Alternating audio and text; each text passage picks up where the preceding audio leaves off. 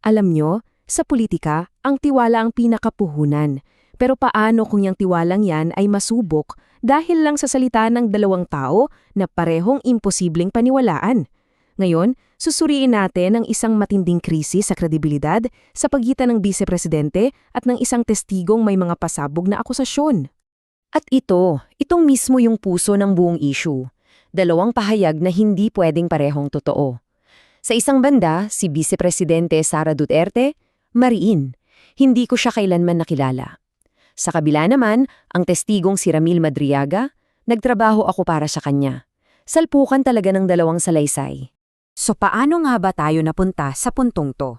Nagsimula ang lahat nang lumabas ang isang sumpaang salaysay at grabe, talagang pasabog ang laman.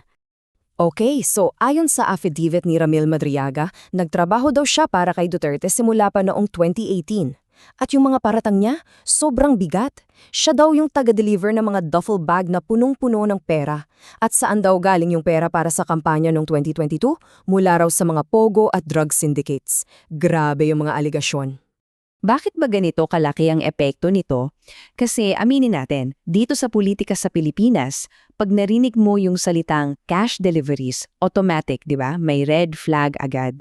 Agad-agad yung tanong, saan galing yung pera, paano ginastos, at may corruption bang nangyari? Siyempre, bawat akusasyon may sagot. Pakinggan naman natin kung ano ang sinasabi ng kampo ng Vice Presidente. Yung posisyon ng kampo ni VP Duterte, napakalinaw at strikto.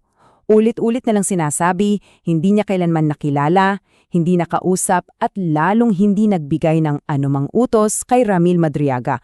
Kumbaga, zero connection. Walang kinalaman sa kanya, profesional man o personal, ganap na pagtanggi. So ano raw ang paliwanag nila? Yung mga kumakalat na litrato, kuha lang daw yan sa mga public event kung saan maraming tao. Si Madriaga naman daw, isa lang witness for hire na may personal na galit. At ito pa, may intelligence report pa raw na nag-uugnay sa isang Madriaga sa isang planong pagkidnap sa vice-presidente. Yan ang kanilang kontrasalaysay. At dito na tayo pumapasok sa pinaka-importante. Kasi pag may dalawang kwentong nagbabanggaan, hindi na sapat yung sabi niya versus sabi niya. Ang usapan, lumilipat na sa ebidensya. Ano ba ang pwedeng patunayan? Dito natin makikita kung gaano sila kasalungat.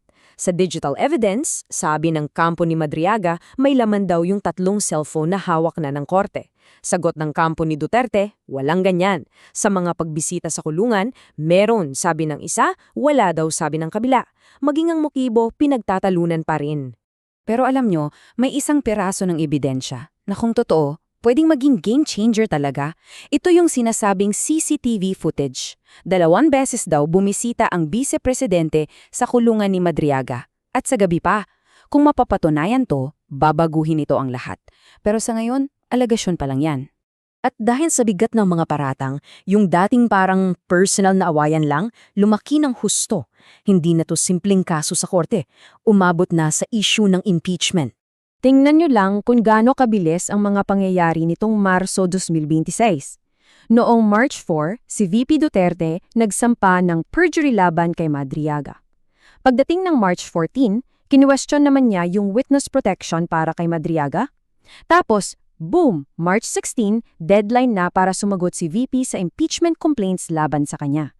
Sunod-sunod, di ba? Tumaas agad ang tensyon. At ito ang dahilan kung bakit mahalaga to. Yung mga aligasyon ni Madriaga, yan na mismo yung naging sentro ng mga impeachment complaint.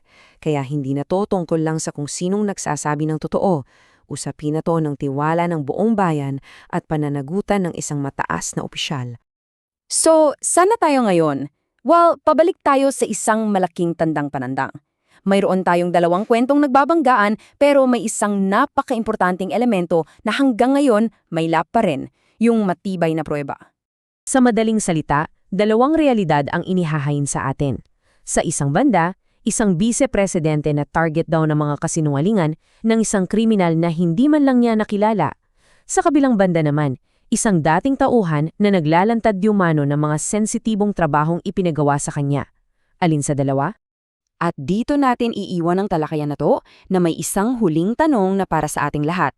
Kapag nagbanggaan ang 2 kwento at nananatiling nakatago ang ebidensya, Paano ba natin bilang publiko pagpapasyaan kung kanino tayo magtitiwala? Isang hamon yan, hindi lang para sa kanila, kundi para sa ating lahat.